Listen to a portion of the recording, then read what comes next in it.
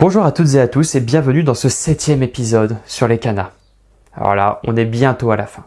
Normalement, à peu près 10 épisodes, ça devrait être bon. Alors ce 7e épisode va porter sur ces kanas-là. Ma, mi, me, me, mo. L'écriture sera toujours aussi simple, hein. C'est pas des kanji, donc ne vous inquiétez pas. On va voir ça. Voici donc les kanas que nous allons voir aujourd'hui. Ma, mi, me, me, mo. Ma, mi, me, mo. Comment est-ce qu'on va pouvoir les écrire? Eh bien, découvrons ça ensemble.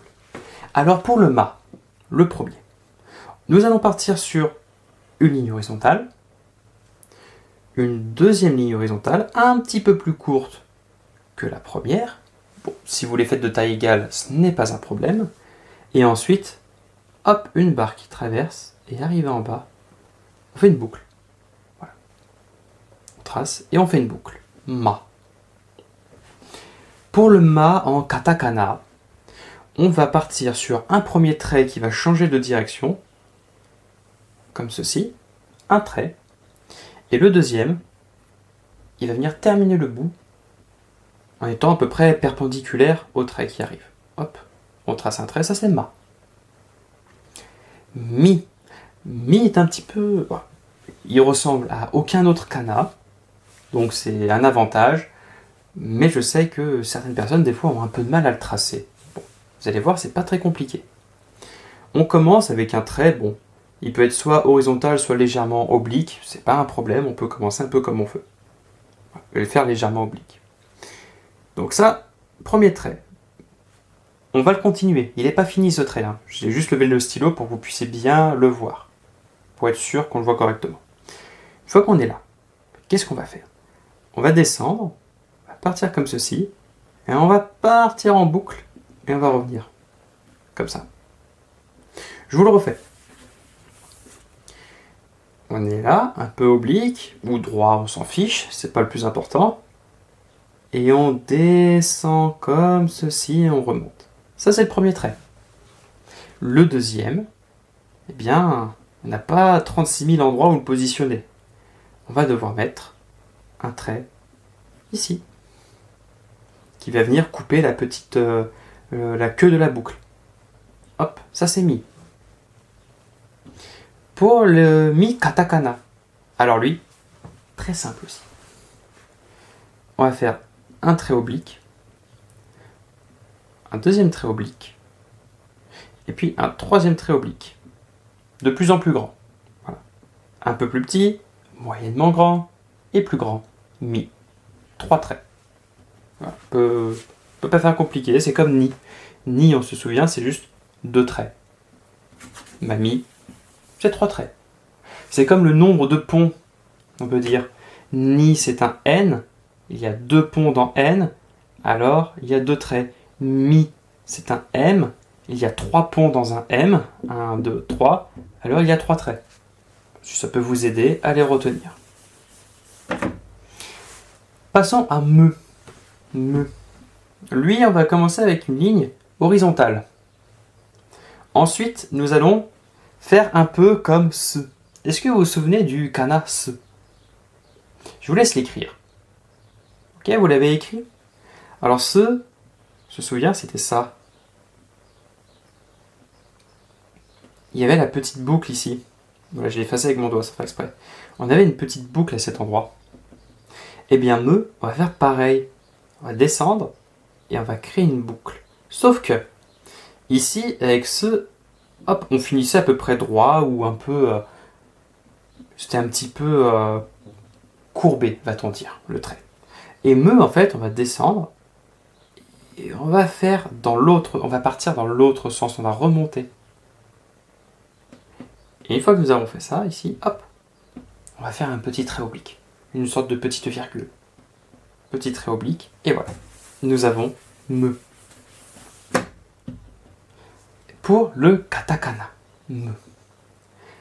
On va devoir faire ça en 2 traits. Le premier trait, il va être comme ceci. Je l'ai fait un petit peu fermé. Voilà. Là, comme ça, c'est un peu mieux. Un premier trait. Le deuxième trait, il va venir comme ça. Voilà. Là, nous avons me. Pour mais. Mais il va falloir faire attention. Parce qu'il ressemble beaucoup au kana ne. Ne. Est-ce que vous vous en souvenez de celui-là? Je vous laisse l'écrire. Allez-y, mettez la vidéo en pause, écrivez-le. Vous avez dû l'écrire. Ne ressemblait à ceci. Ah, ça, c'est ce que nous avons appris. Eh bien, mais il ressemble beaucoup, énormément. Il faut vraiment faire attention à ne pas les confondre. Mais on va partir sur un premier trait oblique comme ceci, un peu courbé, hein, comme là, et on va faire le même de l'autre côté et on va revenir. La seule chose qui diffère, vraiment, c'est ici nous avons la petite boucle et ici nous n'avons rien. Mais sinon, ce sont exactement les mêmes kanas à la petite boucle près. Donc, il faut vraiment faire attention à ne pas les confondre. Et le dernier pour aujourd'hui, ça va être le kana. Bon, ah ben attendez, il me reste que le... il faut que je fasse le me katakana. Alors, le me en katakana, on va partir sur un trait oblique, comme ceci. Ça, c'est le premier trait. Et le deuxième trait va venir couper le premier. Ça, c'est mais. Je vous remontre. Trait oblique. Deuxième trait oblique. Alors, le deuxième trait oblique, hein, il faut qu'il soit plus court. Ne faites pas des traits vraiment comme ceci. Hein. C'est pas une croix qu'il faut faire. C'est vraiment un premier trait et un deuxième qui est beaucoup plus court. Il n'y a pas vraiment d'ordre de grandeur, mais on peut dire allez, à peu près 2 fois plus court, en moyenne. Mais. Et pour le dernier mot, eh bien que ce soit en hiragana ou en katakana, ce n'est pas le même, mais ils se ressemblent énormément. Pour le mot en hiragana, on va partir là-dessus. Est-ce que ça vous dit quelque chose, ça? Oui, ça c'est le kana ko. On se souvient de ko. Ko, c'était vraiment, hop, comme ceci. Eh bien, mo, on va commencer pareil, on va commencer avec ko. Sauf qu'une fois que nous avons ko, il faut bien rajouter quelque chose, sinon on va les confondre. On va devoir juste rajouter, voilà, un petit manche de parapluie, comme shi. Ça c'est mo.